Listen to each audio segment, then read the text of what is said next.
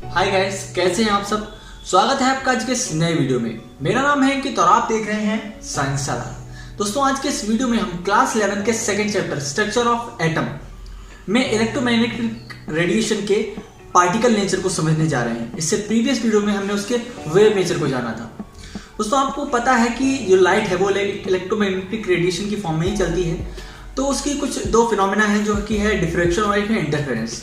दोनों ही को जो वेव नेचर है लाइट का या जो वेव थ्योरी है उससे एक्सप्लेन किया जा सकता है। ठीक है, वो उससे रिलेट करती है, उसका एक्सप्लेनेशन देती है।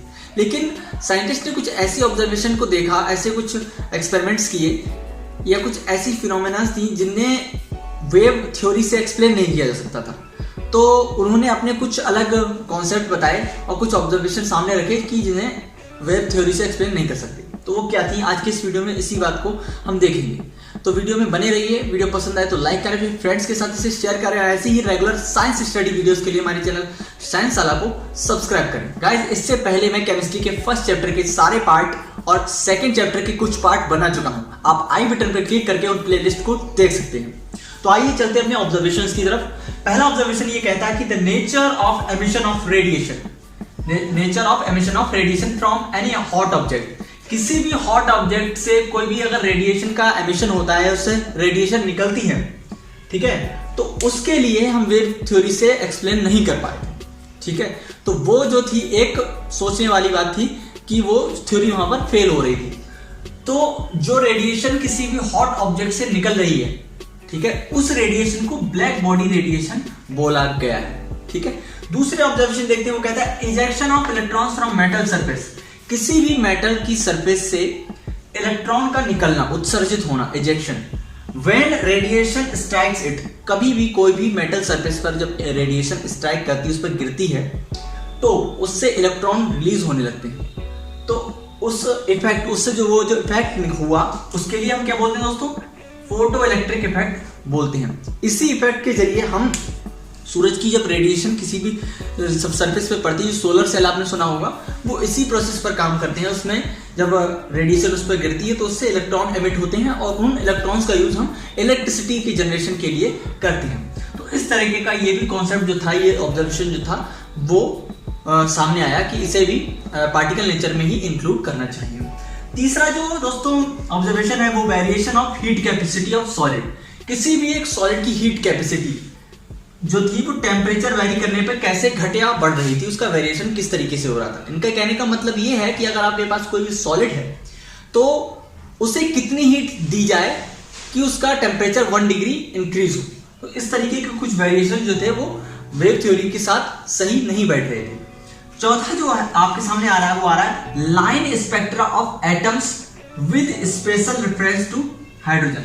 इसको अभी रोकते हैं। लाइन स्पेक्ट्रा को समझते हैं क्या है दोस्तों। लाइन स्पेक्ट्रा जो होता है वो तब बनता है जब कोई भी रेडिएशन या जब लाइट किसी भी एटम या मॉलिक्यूल पर पड़ती है, तो जब उससे लाइट वापस आती है तो वो उसकी कुछ इंफॉर्मेशन लेकर आती है। कुछ लाइट का पार्ट उन एटम्स और मॉलिक्यूल्स के द्वारा अब्सॉर्ब कर लिया जाता है, कुछ वापस छोड़ दिया जाता है। तो वो इंफॉर्मेशन लेके आते हैं कि सामने रखा हुआ एटम या मॉलिक्यूल जो है वो किस एलिमेंट का है। ठीक है, तो उसे हम बोलते हैं लाइन स्पेक्ट्रा। इसमें इस तरीके की कुछ लाइनिंग वगैरह होती हैं, कुछ ग्राफ्स वगैरह होते हैं जो उसकी इंफॉर्मेशन प्रोवाइड कराते हैं। तो ये भी जो नेचर था या उसको जो लाइन स्पेक्ट्रा हम बनाते थे वो भी वेव थ्योरी से रिलेटेबल नहीं थे। उनका भी सीधा संबंध पार्टिकल नेचर से ही था।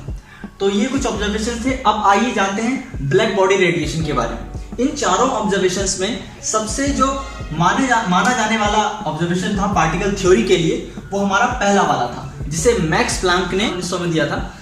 तो उसी पे हम बात करेंगे कि ब्लैक बॉडी रेडिएशन क्या होती है, ठीक है, और ये किस तरीके से पार्टिकल नेचर से रिलेटेबल है। गाइस, तो अभी हमने जो 4 ऑब्जर्वेशन देखे थे उसमें जो पहला ऑब्जर्वेशन था ब्लैक बॉडी रेडिएशन का, उसे मैक्स प्लैंक ने 1900 में दिया था।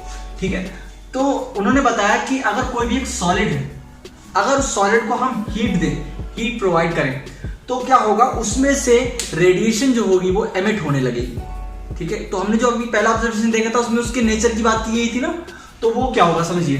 तो जो हीट करने पे जो रेडिएशन निकलेगी, ठीक है, उसका अपना एक स्पेक्ट्रम होगा, यानी कि उस रेडिएशन में एक से ज्यादा तरीके की वेवलेंथ की रेडिएशन पाई जाएगी, ठीक है। उनकी अलग अलग फ्रीक्वेंसी और वेवलेंथ होंगी, तो उसे हम दोस्तों क्या बोलेंगे, इलेक्ट्रोमैग्नेटिक स्पेक्ट्रम बोलेंगे।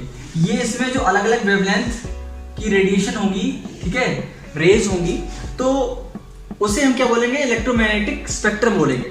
तो किसी भी सॉलिड को हमने हीट किया, हीट देने के बाद उससे क्या हुई, रेडिएशन एमिट हुई। तो जो रेडिएशन जो होगी वो क्या होगी, सपोज दैट आपके पास जो सॉलिड था वो एक आयरन रॉड हो, क्या हो दोस्तों, एक आयरन की रॉड हो, उसे अगर आप फर्नेस में गर्म करें यानी कि उसे हीट दें, ठीक है, तो क्या होगा, उसमें से रेडिएशन एमिट होगी। तो वो रेडिएशन कैसी होगी समझिए जरा। पहले वो जो आयरन रॉड है वो कैसी होगी दोस्तों, डल रेड होगी। कैसी होगी, डल रेड होगी। फिर धीरे धीरे वो जैसे जैसे आप टेम्परेचर बढ़ाते जाएंगे, उसे हीट देते जाएंगे, वैसे वैसे वो रेड होती जाएगी, ज्यादा मतलब डार्क रेड होती जाएगी, ठीक है। तो उस और फिर बढ़ते बढ़ते वो पहले व्हाइट होगी और फिर धीरे धीरे वो ब्लू की तरफ शिफ्ट होने लगेगी जैसे जैसे हम उसका टेम्परेचर इंक्रीज करेंगे। तो यही जो कलर्स आपको दिख रहे हैं ये पूरी एक रेडिएशन में आएंगे या उसका अपना एक इलेक्ट्रोमैग्नेटिक स्पेक्ट्रम होगा, ठीक है। तो वो स्पेक्ट्रम कुछ इस तरीके से होगा कि पहले रेड है और लास्ट में कैसे हो जाएगी, वो ब्लू हो जाएगी। तो रेड की वेवलेंथ सबसे ज्यादा आई होती है लेकिन फ्रीक्वेंसी सबसे कम होती है। वेवलेंथ और फ्रीक्वेंसी एक दूसरे के इनवर्सली प्रोपोर्शनल में होती है, मतलब इनवर्स होती है, उनकी नेचर जो होता है इनवर्स होता है। तो रेड यहाँ पे आपके लिए लोअर फ्रीक्वेंसी है, लेकिन जैसे जैसे आप टेम्परेचर इंक्रीज करते जा रहे हैं या उसे हीट देते जा रहे हैं तो फ्रीक्वेंसी दोस्तों क्या होती जाएगी दोस्तों, इंक्रीज होती जा रही है, ब्लू की तरफ जाते जाते। इस तरीके से बताया गया कि किसी भी सॉलिड को हीट करते हैं तो उसमें से रेडिएशन एमिट होती है जिसे ब्लैक बॉडी रेडिएशन बोला गया। लेकिन अभी हमने यहाँ पे जो सॉलिड को गर्म किया या एग्जाम्पल के लिए हमने आयरन रॉड लिया, वो पूरी तरीके से मतलब आइडियल ब्लैक बॉडी नहीं है। तो डेफिनेशन क्या है एक आइडियल ब्लैक बॉडी की, तो एक ब्लैक बॉडी वो होती है ideal black body which emits, जो एमिट करती हो या अपने अंदर से निकालती हो और या अब्सॉर्ब करती हो क्या, radiation. Ideal body which emits और absorb radiation of all frequencies, मतलब सभी तरीके की या हर एक स्तर की फ्रीक्वेंसी को वो अब्सॉर्ब भी करे और उसे एमिट भी करे। तो ऐसी बॉडी या ऐसा मतलब जो सॉलिड हम ले रहे हैं तो ऐसी बॉडी क्या बोली जाएगी, black body radiation, black body बोली जाएगी, ठीक है, आइडियल ब्लैक बॉडी। और ऐसी रेडिएशन जो ब्लैक बॉडी से एमिट होती है या उससे निकलती है उसे ब्लैक बॉडी रेडिएशन बोलते हैं, ठीक है। ऐसी बॉडी, ठीक है, ऐसी बॉडी जो हर तरीके की हर स्तर की हर लेवल की फ्रीक्वेंसी को अब्सॉर्ब और एमिट करती है वो ब्लैक बॉडी बोली जाती है। और उस ब्लैक बॉडी से निकलने वाली एमिट होने वाली रेडिएशन ब्लैक बॉडी रेडिएशन बोली जाती है। तो ये था ब्लैक बॉडी रेडिएशन का कॉन्सेप्ट जिसे मैक्स प्लांक ने 1900 में दिया था, ठीक है। और इसके ही चलते इन्होंने अपनी प्लांक क्वांटम थ्योरी भी दी थी, उसे अब हम समझेंगे आगे अगले पॉइंट में, ठीक है गाइस। अब हम समझने जा रहे हैं मेन कॉन्सेप्ट को। वो कॉन्सेप्ट ये है कि कहाँ पे हमें पता चलता है कि लाइट या इलेक्ट्रोमैग्नेटिक रेडिएशन जो है वो वेव की तरह बिहेव कर रही है या पार्टिकल की तरह बिहेव कर रही है। तो अभी हमने जो समझा था कि किसी भी सॉलिड में अगर हम टेम्परेचर इंक्रीज करते हैं तो रेडिएशन की इंटेंसिटी बढ़ने लगती है और फ्रीक्वेंसी जो होती है वो क्या होने लगती है, बढ़ने लगती है। अभी हमने जो समझी थी बात जिसमें रेड से हम ब्लू की तरफ जा रहे थे, तो अब हम समझ रहे हैं ग्राफ की मदद से कि टेम्परेचर अगर हम इंक्रीज करें, टेम्परेचर में थोड़ा सा बढ़े या इंक्रीज हो तो इंटेंसिटी और वेवलेंथ में कैसा वेरिएशन आता है, किस तरीके से आता है। फ्रीक्वेंसी में ले लें, बात तो वही है, फ्रीक्वेंसी इसकी जस्ट अपोजिट होगी वेवलेंथ की। तो देखिए जरा, यहाँ पे एक टेम्परेचर है T1, ठीक है। हमने इस टेम्परेचर पर देख रहे हैं कि इंटेंसिटी क्या हो रही है दोस्तों, ज्यादा नहीं बढ़ रही है, लेकिन जैसे जैसे उसी टेम्परेचर पर वेवलेंथ जो है वो इंक्रीज होती जा रही है, इसका मतलब फ्रीक्वेंसी डिक्रीज हो रही होगी। अगर ये टेम्परेचर T1 से T2 कर दिया जाए, टेम्परेचर T1 से T2 कर दिया जाए यानी वो उसमें कुछ इंक्रीज हो, तो आप देखिए कि इंटेंसिटी बहुत तेजी से बढ़ रही है, इंटेंसिटी बहुत तेजी से बढ़ रही है और वेवलेंथ जो है वो एक मैक्सिमम पॉइंट तक पहुंचने के बाद, ठीक है, एक मैक्सिमम पॉइंट तक, ये इसका मैक्सिमम पॉइंट है, इस तक पहुंचने के बाद फिर वेवलेंथ जो है वो लगातार बढ़ती जा रही है, वेवलेंथ लगातार बढ़ती जा रही है। यानी कि टेम्परेचर अगर हम इंक्रीज करते हैं तो इंटेंसिटी तो बढ़ती है, लेकिन कुछ समय के बाद जो फ्रीक्वेंसी होगी वो बढ़नी बंद हो जाती है, फ्रीक्वेंसी बढ़नी बंद हो जाती है। क्या बढ़ती दोस्तों? वेवलेंथ बढ़ती। तो हम क्या देख रहे हैं? हम ये देख रहे हैं कि जिस तरीके से आप अब अभी समझना, बहुत इजी तरीके से समझाने की कोशिश करूंगा। आपने प्लाज्मा का नाम सुना होगा, प्लाज्मा का नाम सुना होगा। तो जो प्लाज्मा होती है, सूरज से आने वाली रेडिएशन जो होती है वो इलेक्ट्रोमैग्नेटिक रेडिएशन होती है, वो प्लाज्मा की फॉर्म में आती है। तो वो प्लाज्मा क्या होता है दोस्तों? फ्री फॉर्म में घूमते हुए जो आयंस या इलेक्ट्रॉन्स होते हैं वो प्लाज्मा होते हैं। तो वो एक लगातार कंटिन्यूअस मैनर में निकलते रहते हैं, ठीक है। उसके जो दो कंपोनेंट थे लाइट के, इलेक्ट्रिक फील्ड और मैग्नेटिक फील्ड, वो लगातार एक कंटिन्यूअस मैनर में, ठीक है, उतनी ही इंटेंसिटी के साथ लगातार निकलते रहते हैं। लेकिन जब भी कभी लाइट या इलेक्ट्रोमैग्नेटिक रेडिएशन एक पार्टिकल की फॉर्म में बिहेव करती है तो वो कभी भी कंटिन्यूअस मैनर में नहीं निकलती, उसमें आगे नहीं बढ़ती, वो डिस्क्रिएट फॉर्म या छोटे छोटे टुकड़ों में बाहर निकलती है, ठीक है। तो उसी को हम लाइट का पार्टिकल नेचर बोल रहे हैं, ठीक है। तो यहाँ पे हम क्या देख रहे हैं कि टेम्परेचर देने पर एक फिक्स टाइम के बाद या कुछ समय के बाद इंटेंसिटी जो है वो बढ़नी बंद हो जाती है, फ्रीक्वेंसी जो होती है वो बढ़ने लगती है, ठीक है। यानी उसमें चेंज आता है। ऐसा नहीं है कि ये लगातार पाथ बढ़ता रहे या फिर ये कंटिन्यूअस मैनर में आगे बढ़े, नहीं, एक टाइम के बाद उसमें चेंज आ जा रहा है। तो इसी को इन्होंने बताया कि ये जो थ्योरी है वो वेव थ्योरी के से नहीं मेल खाती, उसे वेव थ्योरी इसको एक्सप्लेन नहीं कर पा रही, इसे इसका पार्टिकल नेचर एक्सप्लेन कर पा रहा है। तो इन्होंने मैक्स प्लांक जो थे उन्होंने बताया कि कोई भी एक एटम और कोई भी एक मॉलिक्यूल,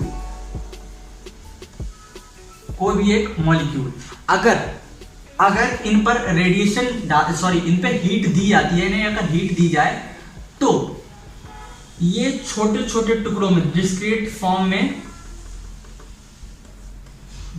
फॉर्म में क्या करेंगे दोस्तों? पार्टिकल्स या रेडिएशन को एमिट करते हैं। क्या करते हैं? पार्टिकल या रेडिएशन को एमिट करते हैं। सपोज दैट अगर आपके पास एक मॉलिक्यूल है, एक एटम है, किसी भी एक एलिमेंट का, अगर आप उसे हीट देते हैं तो उससे क्या रिलीज होने लगेंगे दोस्तों?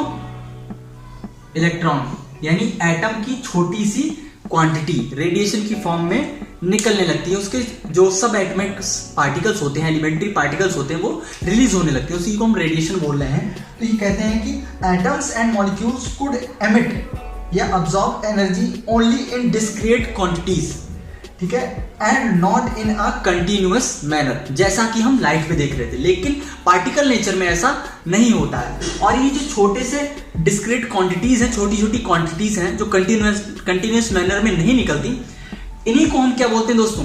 आपने बहुत नाम सुना होगा, 11th में आप सुनते रहेंगे, उसी को हम बोलते हैं दोस्तों क्वांटम। क्या बोलते हैं दोस्तों उसे? क्वांटम पार्टिकल्स, ठीक है, या हम उसे उन्हीं छोटी छोटी क्वांटिटीज को क्वांटम बोलते हैं, ठीक है। क्वांटम जो होते हैं वो समझ लीजिए छोटे छोटे टुकड़े हैं, ठीक है, रेडिएशन के, जो लगातार नहीं निकल रहे। वो तभी निकलेंगे कि जब उस पर टेम्परेचर दिया जाएगा, उस पर हीट दी जाएगी, या किसी भी मेटल सरफेस पर रेडिएशन गिरेगी, ठीक है। तो ये सब चीज जो आई वो प्लांक ने दी थी, मैक्स प्लांक ने दी थी। इसीलिए इनकी इस थ्योरी को मैक्स प्लांक या प्लांक्स क्वांटम थ्योरी कहते हैं, ठीक है दोस्तों।